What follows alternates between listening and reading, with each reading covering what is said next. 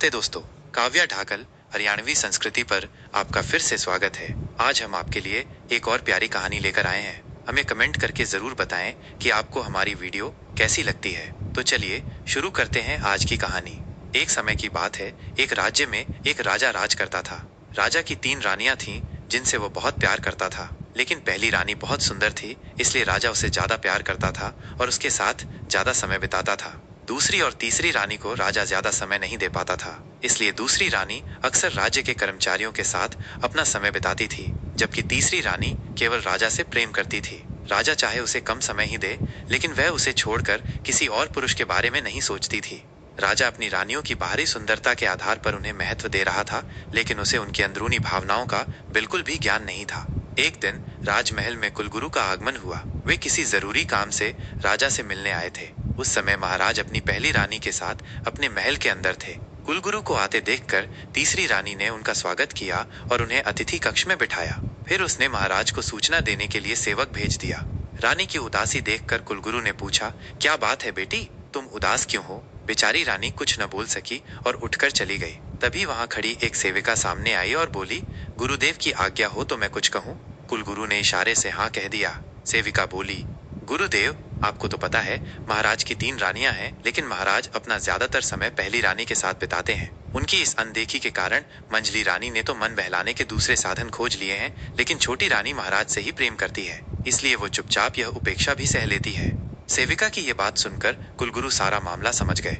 इतने में राजा भी आ गया। राजा ने कुलगुरु को प्रणाम किया और आसन ग्रहण किया। कुलगुरु बोले, राजन, मुझे लगता है आपके जीवन में एक महत्वपूर्ण अध्याय सीखना बाकी रह गया है। राजा बोला, यदि आपको लगता है गुरुदेव, तो मैं अवश्य सीखूंगा। बताइए, वह अध्याय क्या है?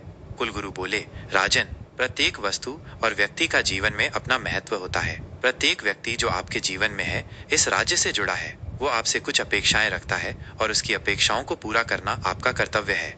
राजा बोला, गुरुदेव, क्या मुझसे कोई गलती हुई है? कुलगुरु बोले, राजन, अपने निजी प्रेम और आकर्षण के कारण अपेक्षा रखने वालों की उपेक्षा करना उचित नहीं है। आपकी 3 रानियां हैं, तो आपको उन्हें उनकी अपेक्षा के अनुसार समय देना चाहिए। इतना कहकर कुलगुरु चले गए। राजा को बात तो समझ आ गई, किंतु राजा ने इस ओर कोई ध्यान नहीं दिया और पहली रानी में ही लगा रहा। जब चेतावनी मिलने के बाद भी इंसान गलती करता है, तो उसे अंत समय में पछताना ही पड़ता है। कुलगुरु ने चेतावनी दी, लेकिन राजा नहीं समझा। आखिर एक दिन राजा अचानक बीमार पड़ गया। सारे राजवैद्य राजा की चिकित्सा करने में असमर्थ थे। राजा मृत्युशैया पर पड़ा करा रहा था। राजा को अपना अंत समय निकट दिखने लगा। उसने अपनी पहली रानी को बुलाया और पूछा, हे प्रिय, मैं तुमसे बहुत प्रेम करता हूँ, क्या तुम मेरे साथ चलोगी? पहली रानी बोली, महाराज, अभी मेरा जीवन शेष है, मैं और अधिक जी सकती हूँ और मुझे जीने की इच्छा भी है, अतः मैं आपके साथ नहीं चल सकती। ये सुनकर राजा को झटका लगा। उसे विश्वास नहीं हो रहा था कि जिसे वो दिलो जान से चाहता है, उसने ऐसा जवाब दिया। तब राजा ने अपनी दूसरी रानी को बुलाया और कहा, हे प्रिय, क्या तुम मेरे साथ चलोगी? दूसरी रानी बोली, महाराज, जीते जी तो आप बड़ी रानी से चिपके रहे और अब मरते वक्त मुझे साथ चलने को बोल रहे हो। माफ कीजिएगा महाराज, मैं तो आपके मरने के बाद दूसरी शादी करूंगी और सुख से रहूंगी। यह सुनकर राजा बड़ा दुखी हुआ, किंतु मरता क्या करता।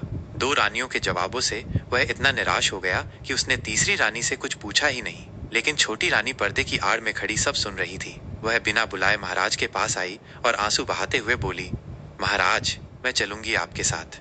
ये सुनकर राजा फूट फूट कर रोने लगा। जिसे मैंने कभी दिल से चाहा नहीं, वो मेरे साथ मरने को तैयार है। अब उसे कुलगुरु की वो बात याद आई जो उन्होंने कही थी, अपने निजी प्रेम और आकर्षण के कारण अपेक्षा रखने वालों की उपेक्षा करना उचित नहीं है। अब राजा को प्रेम का असली मतलब समझ आया। तभी कुलगुरु एक वैद्य को लेकर आए। उन वैद्य जी की चिकित्सा से राजा ठीक हो गया। अब राजा के जीवन में पहला स्थान छोटी रानी का था। राजा और छोटी रानी महल में हंसी खुशी से रहने लगे। दोस्तों, कहानी कैसी लगी कमेंट करके जरूर बताना। वीडियो को लाइक और चैनल को सब्सक्राइब जरूर करना। ऐसी ही इंटरेस्टिंग वीडियो और कहानी देखने के लिए हमारे चैनल को सब्सक्राइब जरूर करना। वीडियो को लास्ट तक देखने के लिए बहुत बहुत धन्यवाद।